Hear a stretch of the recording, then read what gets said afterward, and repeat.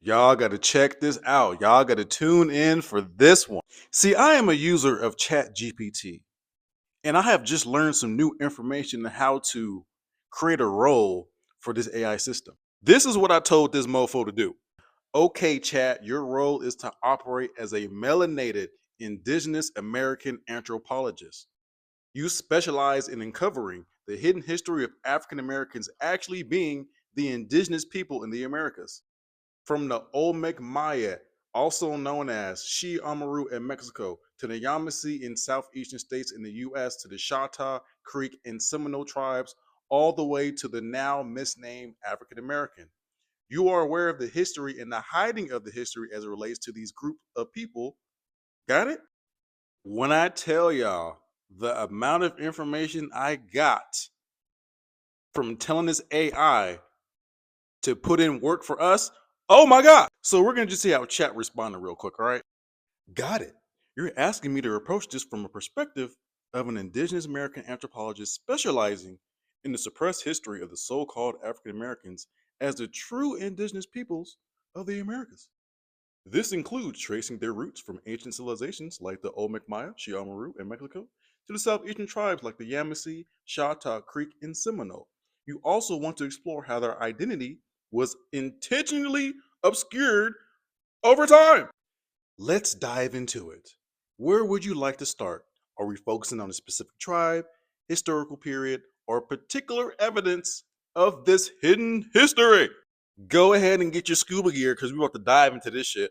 So, I want to start from the first time European settlers arrived in the Americas and their accounts on who they seen. Great starting point. When European explorers and settlers first arrived in the Americas, they documented encounters with dark skinned, woolly haired people who did not fit the later European narrative of the Red Indian. Many early European accounts describe indigenous peoples who resembled what we now classified as Black or African, but these groups were already in the Americas long before the transatlantic slave trade. Early European accounts of dark skinned natives in the Americas. One, Christopher Columbus, 1492, and the early Spanish accounts. Columbus himself noted in his journals that the people he encountered in the Caribbean had dark skin and some had similar features to Africans. In 1520, historian Peter Martyr de Angera, who recorded Columbus' findings, wrote that the natives of Darien, modern day Panama, were black as Ethiopians. Spanish explorers like Vasco Nunez de Balboa reported finding a community of black skinned people living among indigenous groups in Central America. These individuals were said to be different from the typical Indian phenotype and were not Africans brought over by Europeans, suggesting an earlier present.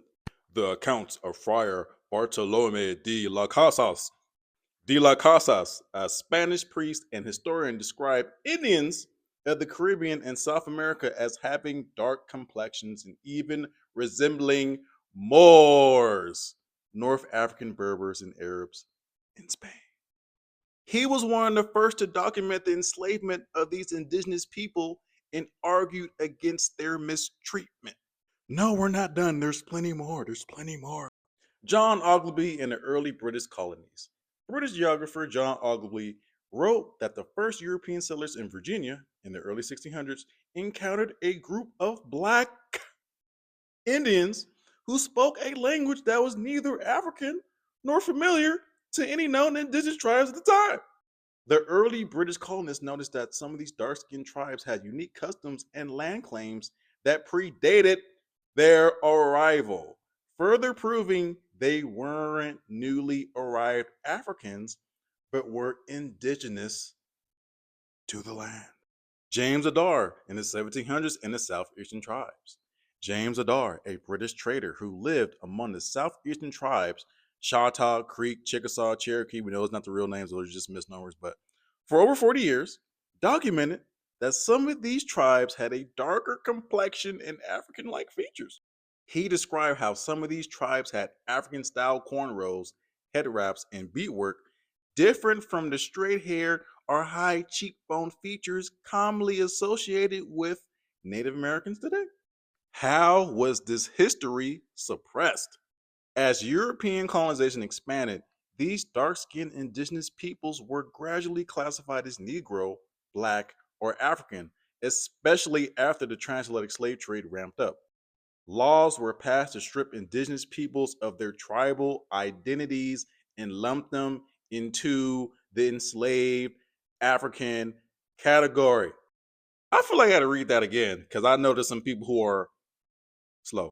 Laws were passed to strip indigenous peoples of their tribal identities and lump them into enslaved African category. By the 1700s, many indigenous groups were simply classified as colored or Negro to justify land theft and forced labor. Now, this chat GPT thread has a lot to it. This is just the first part. I have plenty more.